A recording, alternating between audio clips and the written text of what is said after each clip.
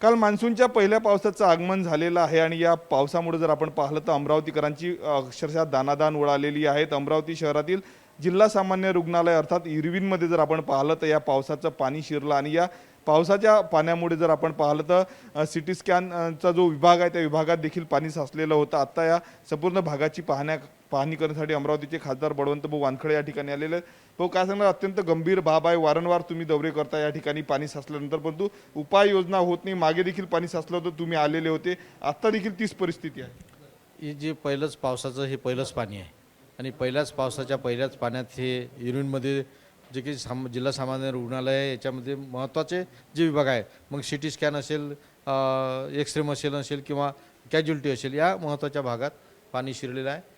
आणि याचा काही गलथान कारभार तर हा खऱ्या अर्थानं महानगरपालिकेचाच दिसतो, कारण महानगरपालिकेनं जे काही नालेसफाई होती किंवा जे काही पावसाच्या अगोदर करण्याची पूर्वतयारी होती ती शहरातच एकंदरीत शहरातच न केल्यामुळे खऱ्या अर्थानं इथे महानगरपालिकाच जबाबदार आहे।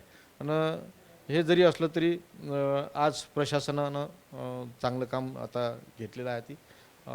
मी त्यांना निर्देशसुद्धा दिले, लवकरात लवकर जे काही पाणी असेल त्या पाणी काढून किंवा त्याच्यानंतर पाणी कसं येणार नाही या इरविनमध्ये त्याच्या उपाययोजना करण्याचे निर्देश दिले आहेत। आता वीज आलेली आहे, सकाळपासून या ठिकाणी वीज पुरवठा देखील खंडित होता। दुसरीकडे 2 जनरेटर आहे, पण त्या जनरेटरवर शेडच नाही, पाणी पडतं आणि त्यामुळे ते खराब होते वारंवार। जनरेटरचा ऑपरेटरचा जो विषय आहे ऑपरेटरचा, तो अतिशय मूर्ख माणूस आहे।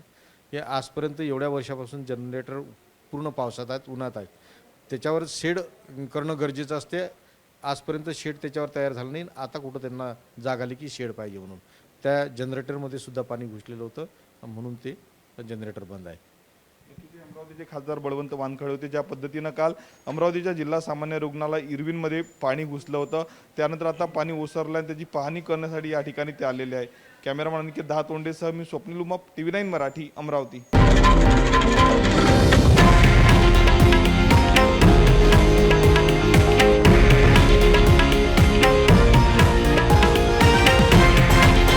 हे आहे देशातील नंबर 1 न्यूज नेटवर्क आणि आपण पाहत आहात TV9 मराठी, एकमेव।